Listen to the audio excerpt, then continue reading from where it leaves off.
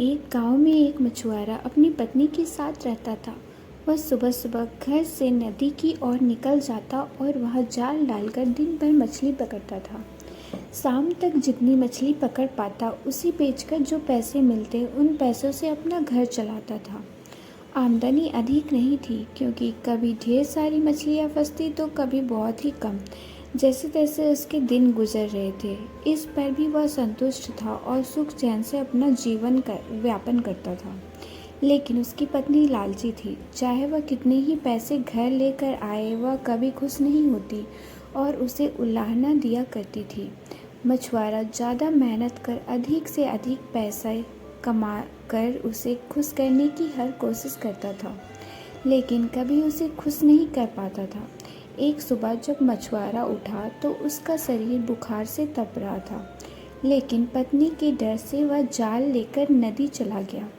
कुछ देर वह नदी में जाल डाले बैठा रहा, लेकिन एक भी मछली जाल में नहीं फंसी। वह खाली हाथ घर लौट आया।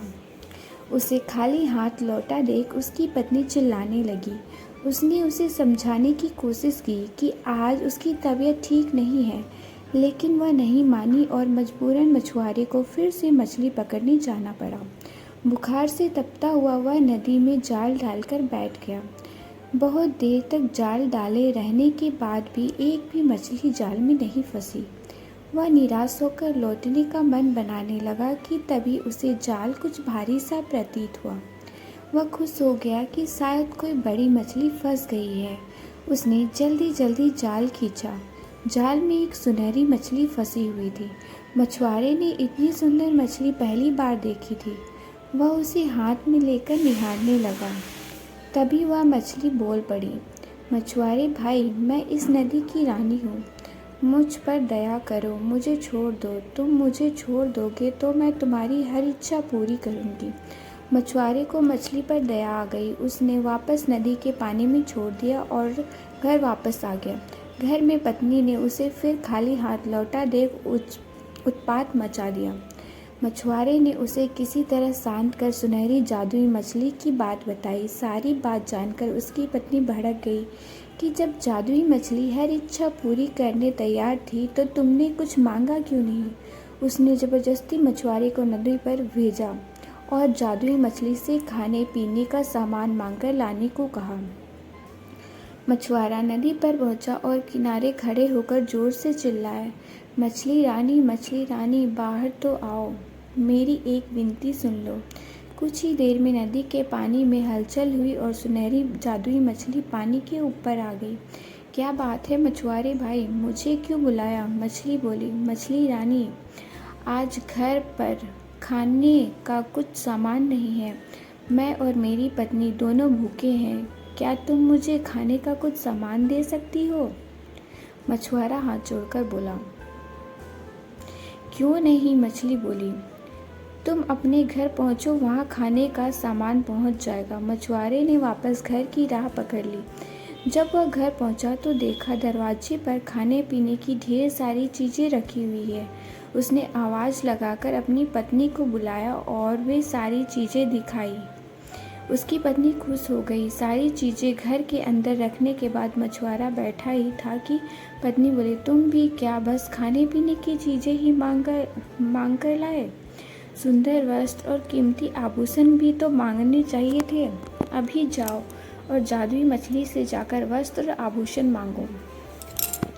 मछुआरे को बार बार जाकर मछली से चीज़ मांगना ठीक नहीं लगा। वह बोला, अभी तो इतना सारा खाने का सामान मांग कर लाया हूँ। हमारी खाने की ज़रूरत तो पूरी हो गई। कपड़े और आभूषण फिर कभी मांग लूँगा। ये सुनना था कि पत्नी ने आसमान सिर पर उठा लिया। मछुआरा मन मारकर फिर नदी की ओर चल पड़ा। वहाँ उसने फिर से मछली को पुकारा, मछली रानी जरा बाहर तो आओ। मछली पानी के ऊपर आ गई। मछुआरा हिचकते हुए बोले, क्या बताऊं मछली रानी, पत्नी सुंदर कपड़े और आभूषण मांग रही है। क्या तुम उसकी इस मांग को पूरा कर सकती हो? उसकी इच्छा पूरी होगी। जाओ घर लौट लाओ। इतना कहकर मछली पानी में चली गई। मछुआरा जब घर पहुंचा तो देखा कि उसकी पत्नी नए कपड़े और आभूषण पहनकर बैठी हुई है। मछुआरे को देखते ही वह खुशी से झूम उठी। अपने नए कपड़े और आभूषण दिखाते हुए बोली, सुनो जी, मैं इन कपड़ों में, आभूषणों में किसी रानी से कम नहीं लग रही हूँ। ऐसे में इस झोपड़ी में रहना कहाँ शोभा देता है। तुम ऐसा करना कि कल सुबह जादुई मछली से एक महल मांग लेना। मछुआरा क्या कहता। कला के डर से वह चुप रहा। अगली सुबह पत्नी ने उसे उठाया और जादुई मछली के पास भेज दिया। नदी के किनारे खड़े होकर मछुआरे ने फिर से मछली को बुलाया, मछली रानी, जरा बाहर तो आओ। जादुई मछली पानी के ऊपर आई तो मछुआरा बोला, मछली रानी, मेरी पत्नी ने पूरा जीवन गरीबी में व्यतीत किया है। वर्षों से झोपड़ी में रहते रहते उसने बहुत दुख झेले हैं। क्या तुम उसके रहने के लिए एक महल बना सकती हो? उसकी ये इच्छा भी पूरी होगी, कहकर मछली पानी में चली गई। जब मछुआरा घर पहुंचा तो देखा कि उसकी झोपड़ी के स्थान पर आलीशान महल खड़ा हुआ है। अंदर जाने पर उसने देखा कि उसकी पत्नी सज बैठी हुई है। वह बहुत खुश थी। जब मछुआरा उसके पास गया तो बोली, महल तो रानी जैसा मिल गया, लेकिन बिना सेवक सेविकाओं और सुख सुविधाओं के सारे सामान के रानी होने का क्या लाभ। कल तुम मछली से सेवक सेविकाएं और सुख सुविधा का सारा सामान मांग लेना।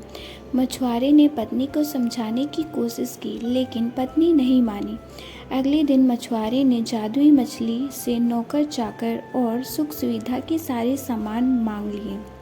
घर लौटने पर उसे अपनी पत्नी सोने के पलंग पर आराम करती हुई दिखी। सेवक सेविकाएं उसकी सेवा में लगे हुए थे।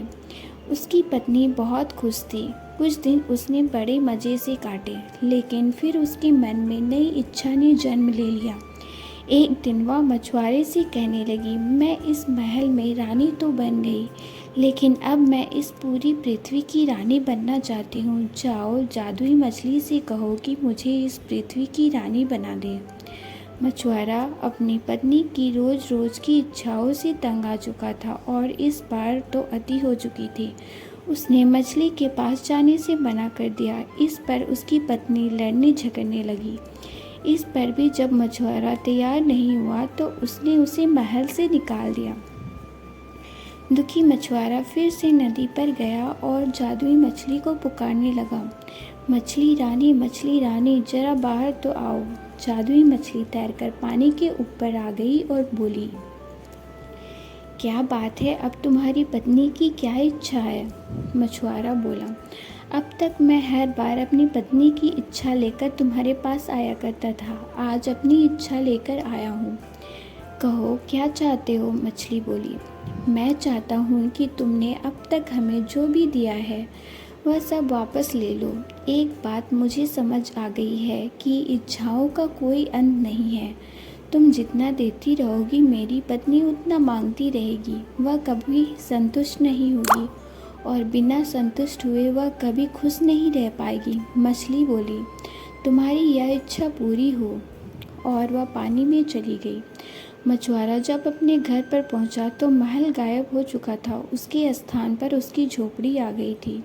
अंदर जाने पर उसे फटे पुराने कपड़ों में अपनी पत्नी दिखी। मछुआरे को देख वह रोना पीटना मचाने लगी कि महल, धन दौलत, सेवक सेविकाएं, आभूषण कुछ भी ना रहा।